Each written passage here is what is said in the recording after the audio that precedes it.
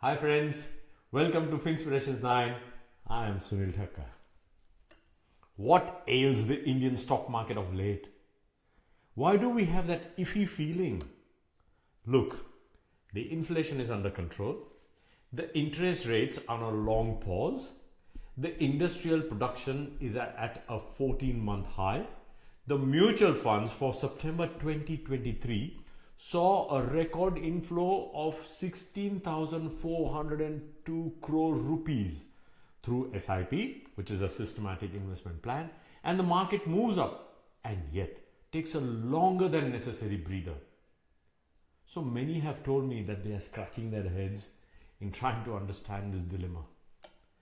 I was posed this question as to why isn't the market moving up if all factors are so good? My question to that person is that despite the Israel-Hamas war, why hasn't the market corrected itself? It should be going down, right? This is why we need to understand what ails our market. Firstly, the large cap stocks, meaning the market movers, the ones that we know as the A group shares, the ones listed in the two indices, that is the Nifty 50 and the BSE index, these in the past couple of years have been rather stagnant. They have not given the kind of returns one expects of them, though according to their price to earnings ratio, that is the PE ratio, they are looking rather attractive. In fact, the returns have been so marginal that they are in the single digit figure or in some cases even negative. Secondly, the mid cap stocks have done well, but now they are presently at their historical highs. They have possibly reached their potential.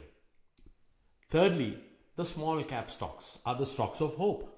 Their narrative is one of utmost hope. One hopes the ones that we are invested in will rise. These two have had a good run in the past couple of years, rising nearly 100 to 150%. So what does one do with investing? Where do I invest in? Like I said, the large caps, which are the quality stocks, are not giving me the real returns. The mid caps have reached their potential. So are the small caps my only hope? The question that begs the investor's mind is, why are mutual funds not buying large cap stocks when they are so attractive and are also at their historical lows, knowing very well that this is the first time SIP inflow has breached the 16,000 crore rupees mark in a month, which is an all-time record. Firstly, in this rupees 16,000 crores inflow, 50% of the SIP is targeted towards small and mid caps. So the fund manager cannot invest in large caps, even if they want to, because the SEBI rules are very clear on this one. The fund must invest a minimum of 65% to the mid or small cap stocks. So if it is mid cap, then at least 65% of those funds must be invested in them, and similarly with small cap funds. Secondly, since April this year, domestic institutions sold their portfolios of large caps to foreign institutional investors, FIIs, and diverted their funds to mid and small cap stocks. That is why this huge increase in these two. Thirdly, also since April, 40% of the incremental funds flow of FIIs have been directed to the India dedicated mid cap funds. This means direct buying into mid caps by FIIs have also increased, which in turn has increased the prices of these quality mid cap stocks. Lastly, the retail investors through the direct investments or through mutual funds have invested in mid and small cap stocks. In fact, small cap folios have increased from 50 lakhs to 1.3 crore folios in the past 2 years, which is an increase of more than 2.5 times.